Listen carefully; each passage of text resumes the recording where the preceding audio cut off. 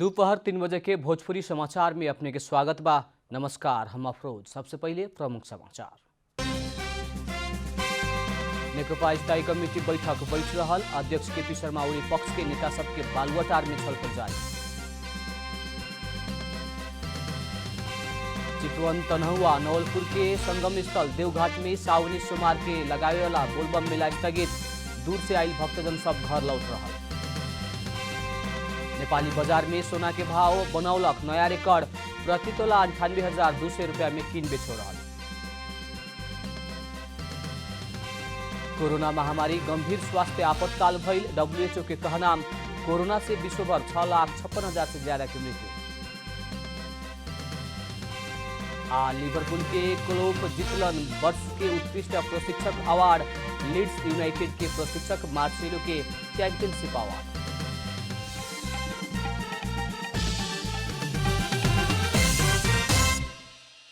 अब पूरा समाचार। नेकपा अध्यक्ष केपी शर्मा ओली से दोस्रो अध्यक्ष पुष्पकमल दाहाल वरिष्ठ नेता झलनाथ खनाल वार्ता में बैठल बाटे लोग। प्रधानमंत्री के निवास बालुआटार में जारी बैठक में नेकपा में हो रहल विवाद सल्टाव के प्रयास हो रहल बा। आज बोलावल स्थायी कमेटी बैठक अंतिम समय में स्थगित कैला बाद नेकपा भीतर के विवाद नया मोड़ लेहलक हुए। अध्यक्ष ओली इतर पक्ष के नेता सब अभिन्न स्थायी कमेटी बैठक खातिर बालुआटार पुगल बाटे लोग। इन्हें नेकपा के शीर्ष नेता सब बीच देखल विवाद से स्थायी कमेटी बैठक ही अनिश्चित बन रहल समय वरिष्ठ नेता झलनाथ खनाल आजू के बैठक स्थगित ना भइल बतौले बानी। भारी बर्खा संगे बाजुरा के गुईगाड़ खोला में आइल बाढ़ से बुढ़ीगंगा नदी थुनाइल बाटे। कालू रात से पड़ल भारी बर्खा के कारण नदी में पानी के बहाव बढ़ला संगे खोला में आइल बाढ़ से नदी थुनाइल हुए। गुईगाड़ खोला बढ़ला के बाद बुढ़ीगंगा नदी 75% से ज्यादा थुनाइल प्रमुख जिला अधिकारी कृष्ण गैरे जानकारी देहनी।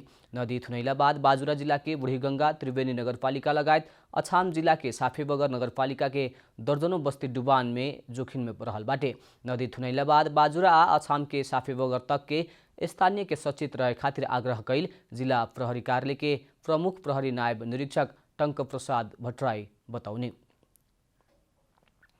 राष्ट्रिय प्रजातंत्र पार्टी राप्रपा के नेता सुनील बहादुर थापा बिना शर्त नेपाली कांग्रेस में प्रवेश कर रहल बानी। राष्ट्रिय प्रजातंत्र पार्टी से सैद्धांतिक मतभेद भइला के कारण थापा बिना शर्त कांग्रेस में प्रवेश करे लगनी हुए। नेपाली कांग्रेस के मुख्य सचिव कृष्ण प्रसाद पौडेल आज 3 बजे पार्टी केंद्रीय कार्यालय सानेपा में पार्टी प्रवेश के कार्यक्रम तय कैल बतौले बानी। नेता थापा सहित के 30 जने नेता सब कुछ दिन पहले राप्रपा त्याग कैले रहे। पर्सा आ बारा में थप 15 जने में कोरोना संक्रमण पुष्टि भइल बाटे। नारायणी अस्पताल के प्रयोगशाला में कैल PCR परीक्षण में काल्हु राति 15 जने की रिपोर्ट पॉजिटिव आयल हुए। 2 जने डॉक्टर सहित ज्यादा संक्रमित बिरगज के बाटे। कुछ के बुखार लागे के, खोखी लागे के जैसन लक्षण भी देखल गई बाटे। नारायणी अस्पताल के PCR प्रयोगशाला स्रोत के मुताबिक बिरगंज 11, श्रीपुर के 26 वर्ष के डॉक्टर में कोरोना संक्रमण पुष्टि भइल बाटे। डॉक्टर अपने पिता के कॉन्ट्रैक्ट ट्रेसिंग में पड़ल बाड़न। वैसे ही श्रीपुर के ही 45 वर्ष के महिला के भी कोरोना पुष्टि भइल बाटे। कॉन्ट्रैक्ट ट्रेसिंग में पड़ल दोनों जने शंकास्पद संक्रमित के रूप में बिरगंज स्थित कोरोना अस्पताल में ही रहे। बिरगंज 4 बिरता के 240 वर्ष के डॉक्टर में समेत कोरोना देखल गई बाटे। आइसोलेशन बेड के अभाव में एह से पहले ही पर्सा में 42 जने संक्रमित के आइसोलेशन में ल्यावे के ना सकल अवस्था में थप संक्रमण में समस्या खड़ा भइल बाटे। विश्वभर महामारी के रूप में फैलल कोरोना वायरस के असर धार्मिक क्षेत्र में भी पड़ल बाटे। प्रत्येक वर्ष के सावन महीना में देवघाट में होखे वाला बोलबम मेला कोरोना वायरस के कारण प्रभाव के कारण इस साल स्थगित कैल गई बा। सावन महीना के सोमवार में भी हिंदू धर्मावलंबी सबके पवित्र तीर्थस्थल देवघाट धाम सुनसान बनल बा। कोरोना वायरस समुदाय में फैल सके के कहत चितवन आ तनहु के संगम स्थल देवघाट क्षेत्र के इस साल के मेला स्थगित भइल ह। मेला पर्व र उत्सवहरू र भिडभाडहरू गर्दा फेरि पनि कोरोना संक्रमणको जोखिम रहन सक्ने भएको हुनाले देवघाट क्षेत्र विकास समितिले स्थानीय प्रशासनहरूसँग पनि समन्वय गरेर यो मेलालाई अहिले स्थगन गर्ने, मेला नचलाउने भन्ने निर्णय भएको।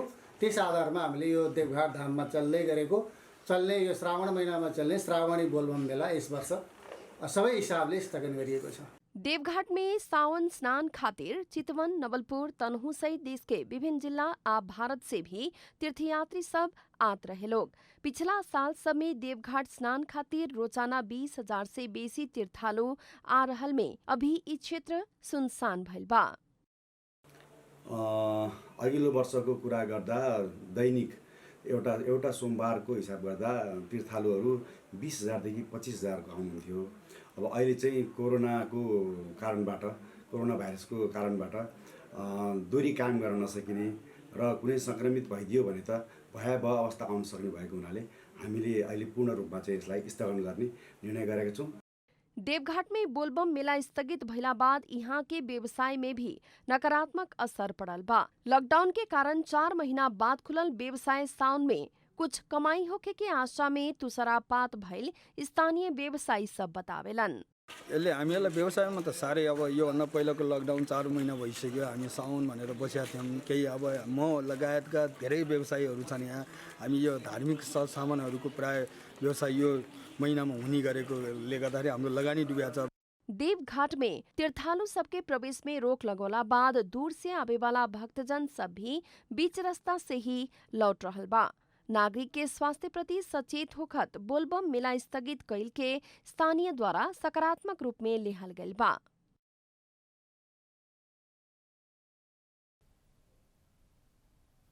सरकारी अनुदान से निर्माण शुरू कैल गईल रूपन्देही के एक कोल्ड स्टोर निर्माण में लापरवाही भइल बाटे। प्रदेश नंबर 5 सरकार के भूमि व्यवस्था कृषि तथा सहकारी मंत्रालय के अनुदान में निर्माणाधीन कोल्ड स्टोर अल्पत्र पड़ल बा। प्रदेश नंबर 5 की भूमि व्यवस्था कृषि तथा सहकारी मंत्रालय द्वारा प्रदेश के विभिन्न 8 जिला में 16 गो कोल्ड स्टोर निर्माण हो रहल बा। जौन मध्य रूपन्देही के समरी माई गांवपालिका में भी कोल्ड स्टोर निर्माणाधीन बा। लेकिन निर्माण के आधा काम ना उड़ावते काम कैल से तिब्बर बेसी रकम भुगतानी भइल बा। समझौता भइल भवानी स्वावलंबन बहुद्देशीय सहकारी द्वारा 22 लाख के काम करके मंत्रालय से 71,97,000 रुपया भुगतानी ले जा चुकल बा। प्रदेश सरकार के इंजीनियर सबसे अनुगमन कैला पर 22 लाख के ही काम भइल रिपोर्ट मंत्रालय में पेश कैल गेल रहे। प्रदेश सरकार परामर्शदाता के रूप में नियुक्त कैल इंजीनियर सुगम कोइराला द्वारा चिस्यान केन्द्र निर्माण के ठेक्का लेहल गेल बा। मन्त्रालयबाट भुक्तानी भइसकेपछि त्यो चाहिँ अहिले एस्टिमेट पहिलाको एस्टिमेट र अहिलेको लेटेस्ट एस्टिमेट अनुसार चाहिँ केही रकम बढी गएको भन्ने चाहिँ हामीले आकलन गरेको हुनाले उहाँहरूलाई चाहिँ बाँकी रहेको कामहरू सम्पन्न गरेपछि त्यसलाई चाहिँ मिलान गरेर चाहिँ बल्ल भुक्तानी हुन्छ भन्ने सन्दर्भमा अगाडि बढाएको छ। परामर्शदाताको हकमा चाहिँ अब हामीले खासमा टेक्निकल ब्याक स्टेटमेन्टको लागि राख्ने हो। उहाँहरूले हामीलाई चाहिँ जस्तै अब हाम्रो चाहिँ नितान्त कृषि पशुपन्छीसँग सम्बन्धित रहेका जनशक्तिहरू हुने। पिछला साल जेठ में रूपन्देही के समरीमाई गांवपालिका में 9 गो सहकारी के कोल्ड स्टोर निर्माण खातिर प्रदेश सरकार द्वारा अनुदान देवे के निर्णय कैल गेल रहे। उहे मुताबिक मंत्रालय के ही पहल में सभी सहकारी के साझेदारी होके किस्म से भवानी स्वावलंबन बहुद्देशीय सहकारी मार्फत रकम भुगतानी होके किस्म से समझौता करके काम आगे बढ़ावल गेल रहे। यसमा अहिले हामी धेरै अनुदान चाहिँ पालिकामा पठाएका छौँ। पालिकाले नजिकबाट किसानलाई देख्न सक्छ त्यहाँ आवश्यक हो कि होइन, त्यहाँ सम्भावना हो छ कि छैन भन्ने कुरा पनि पालिकाले बुझ्न सक्छ। जस्तै यान्त्रिकीकरणको कुरा हरेक पालिकालाई पठाएका छौँ। कोभिडबाट रोजगार गुमेर आएका नागरिकहरूलाई काममा लगाउनको लागि चाहिँ पालिकामा पठाछौँ। स्थानीय राजाराम तिवारी के 3 कट्ठा दूधोर जग्गा 20 बरस खातिर भाड़ा में 5 करोड़ 43 लाख रुपया के लागत में कोल्ड स्टोर निर्माण हो रहा बा। रूपन्देही से विकास पराजुली की रिपोर्ट। इलाम में सवारी कार्रवाई से उठावे वाला राजस्व में कमी आयल बाटे। आर्थिक वर्ष 2076-77 में 8,715 सवारी साधन से कार्रवाई स्वरूप 49,99,000 राजस्व संकलन भइल बा, जवन बीतल वर्ष से कम हुए। पोर साल सवारी साधन से 80,14,500 संकलन भइल रहे। लॉकडाउन के कारण चैत से सवारी साधन बंद भइला से पोर साल के तुलना में 30,15,500 रुपया कम राजस्व उठल हुए।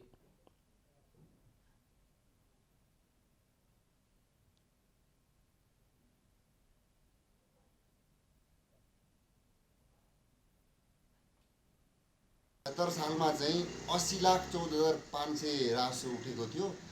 अहिले यो 76-77 मा चाहिँ हाम्रो यो विश्व महामारी कोभिड-19 को कारणले पनि गर्दाखेरि राजस्व घट्न गएको छ।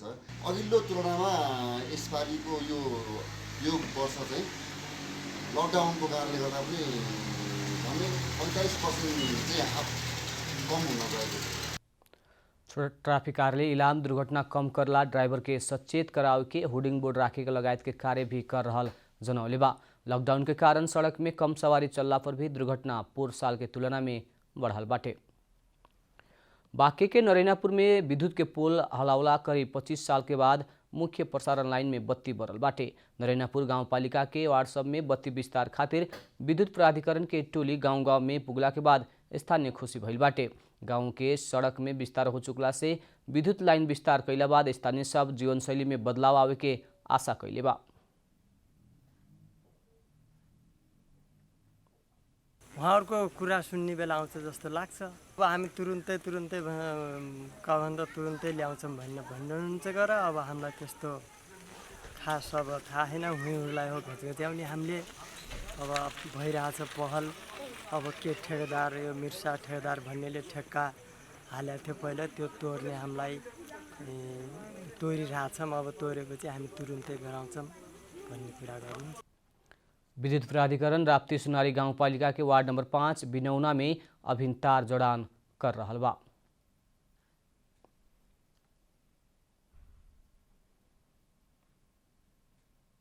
मेन काम दुईटा भइसक्यो। अब एलटी काम यो हामी काम सम्पन्न गरिरहेछौँ। अरू काम त सब भइसक्यो। 10 जनाको टोली छ। 10 जना मध्येमा अब पनि अरू केटाहरू पनि थप्ने प्लान छ। सकेसम्म यो महिनाको भित्रमा सिद्ध्याएर यहाँ बत्ती बाल्ने योजना बनाइराखेको छ।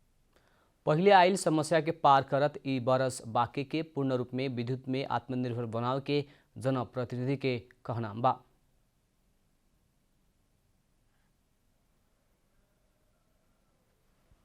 खास गरी विद्युत प्राधिकरण अन्तर्गत त्यति बेला भएका केही सम्झौताहरू सहमतिहरू पनि यहाँको विद्युतीकरणको लागि बाधा र अवरोधको रूपमा रहने गरेको देखा पर्यो। जसले पहिले 12 वर्ष अगाडि निर्माण यहाँको विद्युतीकरणको जिम्मा लिएको ठेकेदार कम्पनी जसले यहाँको जनताप्रति खालको विश्वासघात समेत गरे र जनतालाई ठुलो निराशामा पारे र उनलाई त्यो उनको ठेक्का टेन्डर समेत खारेज गरेर नयाँ प्रक्रियाबाट यो काम एक ढङ्गले भन्दा नयाँ खालको जिरो प्रक्रियाबाट काम सुरु गरेर काम यहाँसम्म पुगेको छ।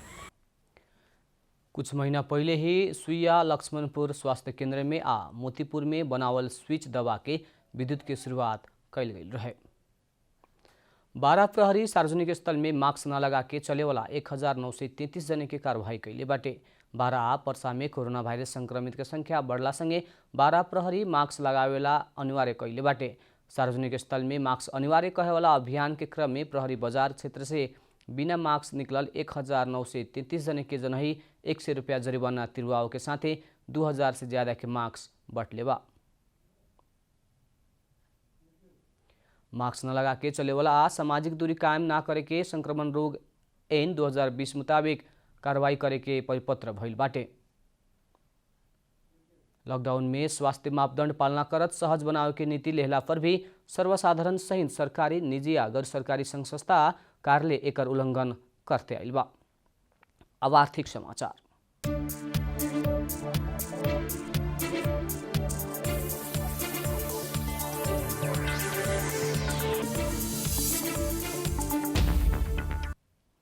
सोना के भाव नया रिकॉर्ड कायम करके 1 लाख के पास पुगल बाटे। अंतर्राष्ट्रीय बाजार में भाव नया रिकॉर्ड कायम करत नेपाली बाजार में सोना के भाव सोमवार के रिकॉर्ड तोड़लक हुए। मंगर के छापावाला सोना प्रति तोला 98,200 रुपया में किन बेच हो रहल नेपाल सुनचादी व्यवसायी महासंघ जनौले बा। ई नेपाली बाजार के अभी तक के ही उच्च भाव हुए। सोमवार के तुलना में आज सोना के भाव तोला में 700 रुपया से बढ़ल हुए। सोमवार के छापावाला सोना प्रति तोला 97,500 रुपया में कारोबार होकर रिकॉर्ड बनौले रहे। आज तेजाबी सोना प्रति तोला 97,760 रुपया में किन बेच हो रहल बा। चांदी के भाव भी तोला में 35 रुपया से बढ़ के प्रति तोला 1245 रुपया में कारोबार कर रहल बाटे। कोरोना महामारी के बाद अंतर्राष्ट्रीय बाजार में शेयर के भाव घटल, लगानी के अन्य क्षेत्र प्रभावित बन के आर्थिक मंदी भइला के बाद सोना प्रति लगानीकर्ता आकर्षित भइला से सोना के भाव बढ़ल बाटे। नेपाल राष्ट्र बैंक मौद्रिक नीति में घोषणा कैल गई व्यवस्था सब कार्यान्वयन करे खातिर विभिन्न निर्देशन सब जारी कैले बा। केंद्रीय बैंक द्वारा बैंक तथा वित्तीय संस्था के ग्राहक के सेवा देहल बापत लेवे वाला शुल्क में कटौती कर ले बाटे त कोरोना प्रभावित उद्यम व्यवसाय के खातिर कर्जा के ब्याज तिरे के अवधि थपले बा। नेपाल राष्ट्र बैंक मौद्रिक नीति में घोषणा कल गेल व्यवस्था सब कार्यान्वयन करे खातिर विभिन्न निर्देशन सब जारी करत कोरोना से प्रभावित व्यवसायी सबके विभिन्न चरण में वर्गीकरण करके कर्जा के ब्याज तिरी के अवधि थप कैले बा। केंद्रीय बैंक कोरोना प्रभावित क्षेत्र में प्रवाहित कर्जा के साबा तथा ब्याज रकम के कौनो किस्म के थप शुल्क नाले के समय थप करेला बैंक वित्तीय संस्था के निर्देशन भी दिले बा। राष्ट्र बैंक न्यून प्रभावित क्षेत्र में प्रवाह भइल सक्रिय कर्जा के असार अंतिम तक भुगतानी हो सके वाला साबा के किस्ता आ ब्याज रकम के पुस अंतिम तक मध्यम प्रभावित क्षेत्र में प्रवाह भइल कर्जा के चैत अंतिम तक में भुगतानी समय देवे खातिर निर्देशन दिहल गेल बा। निर्देशन मुताबिक अत्यंत प्रभावित क्षेत्र में प्रवाह भइल सक्रिय कर्जा के असार अंतिम तक भुगतानी हो सके वाला सामा के किस्ता आ ब्याज रकम के 2078 असार अंतिम तक में भुगतानी कर सके के व्यवस्था मिलौले बा। कोरोना के कारण पुनर्स्थापित होके में समय लागे वाला पर्यटन क्षेत्र लगायत के अत्यंत प्रभावित उद्योग व्यवसाय में प्रवाह भइल सक्रिय कर्जा के असार अंतिम तक भुगतानी होके वाला सामा के किस्ता ब्याज रकम के भुगतानी खातिर 2 वर्ष तक के समय प्रदान करे खातिर राष्ट्र बैंक निर्देशन दिले बा। नेपाल राष्ट्र बैंक फोर्सफुल मर्जर की नीति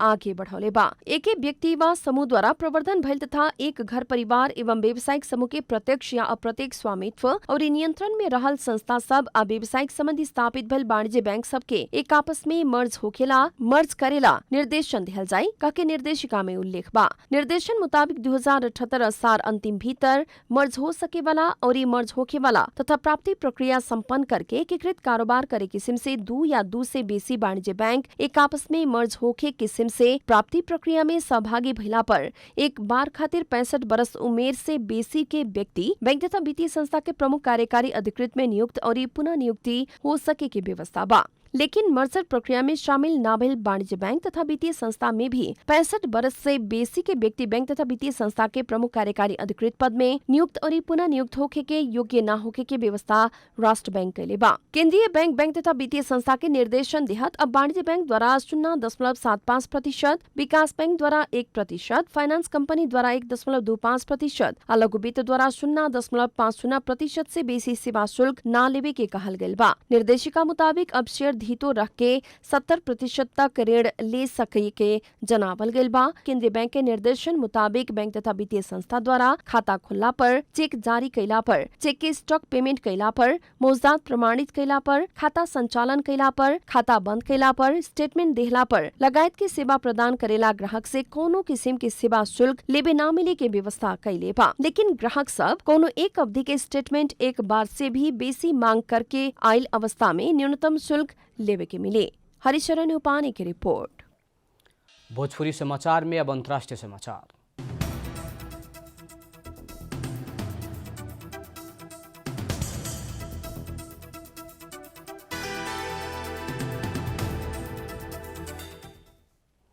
विश्व में कोरोना वायरस के महामारी गंभीर स्वास्थ्य आपातकाल फैल विश्व स्वास्थ्य संगठन WHO के प्रमुख बतौले बारन।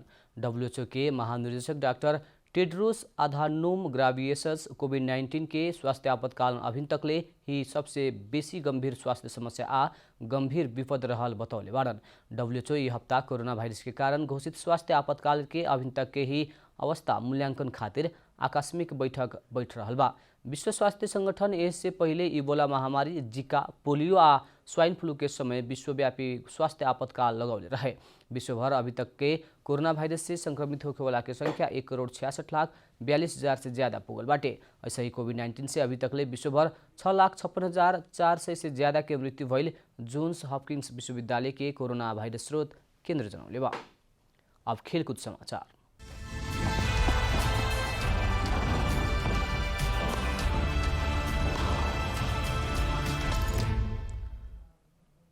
लिवरपूल के 30 बरस के बाद में इंग्लिश प्रीमियर लीग फुटबॉल के उपाधि दिलावल प्रशिक्षक जर्गेन क्लोप के LMA अवार्ड मिलल बाटे। लीग मैनेजर्स एसोसिएशन बरस के उत्कृष्ट लीग प्रशिक्षक के प्रदान करे वाला अवार्ड ई बार क्लोप के मिलल बाटे।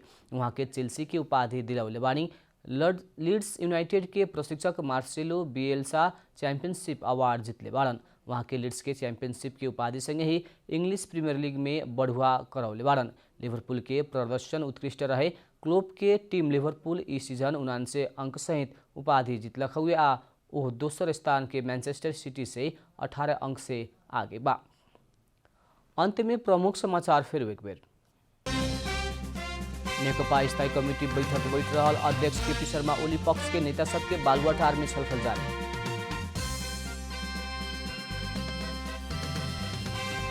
चितवन, तनहुआ, नवलपुर के संगम स्थल देवघाट में सावनी सोमवार के लागे वाला बोलबम मेला स्थगित। दूर से आयल भक्तजन सब घर लौट रहा। नेपाली बाजार में सोना के भाव बनौलक नया रिकॉर्ड। प्रति तोला 98,200 रुपया में किन बेच हो रहा। कोरोना महामारी गंभीर स्वास्थ्य आपातकाल भइल। WHO के कहना कोरोना से विश्वभर 6,56,000 से ज्यादा के मृत्यु। लिवरपूल के क्लोप जितलन बरस के उत्कृष्ट प्रशिक्षक अवार्ड। लीड्स यूनाइटेड के प्रशिक्षक मार्सेलो के चैंपियनशिप अवार्ड।